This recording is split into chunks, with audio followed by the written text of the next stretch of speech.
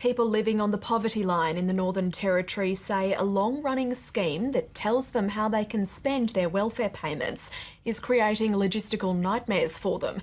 The Basics card was first brought in under the intervention and has since been extended further, despite some academics finding it simply doesn't work.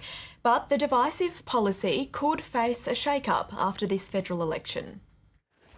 It's Erin Day, and rural Darwin resident Andrew Walton and his dog Ruby are off to get petrol. But even though there's a store that sells fuel just down the road from his home in Bino, that's not where he's headed. I have to drive 75 kilometres away to get petrol and 75 kilometres back again.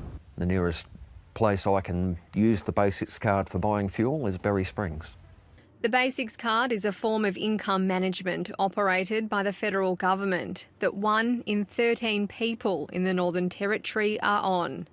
It mostly affects the long-term unemployed by locking up half their Centrelink payments.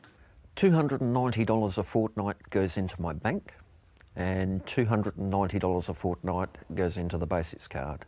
That card can then only be used at approved retailers and it can't buy certain things.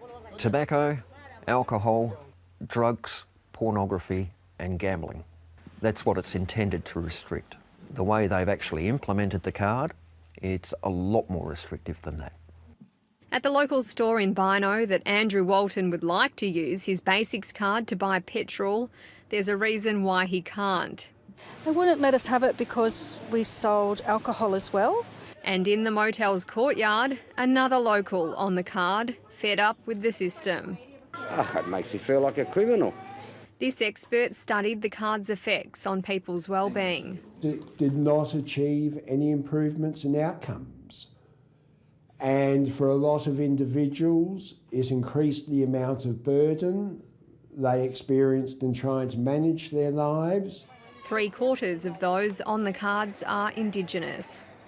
We would prefer it to be a voluntary scheme rather than a top-down blanket approach. The trouble is, one size fits all fits no one.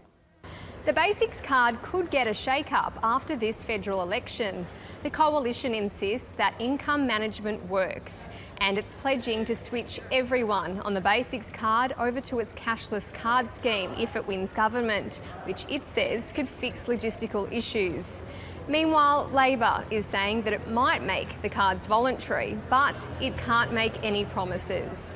Emilia Terzon, ABC News, Darwin.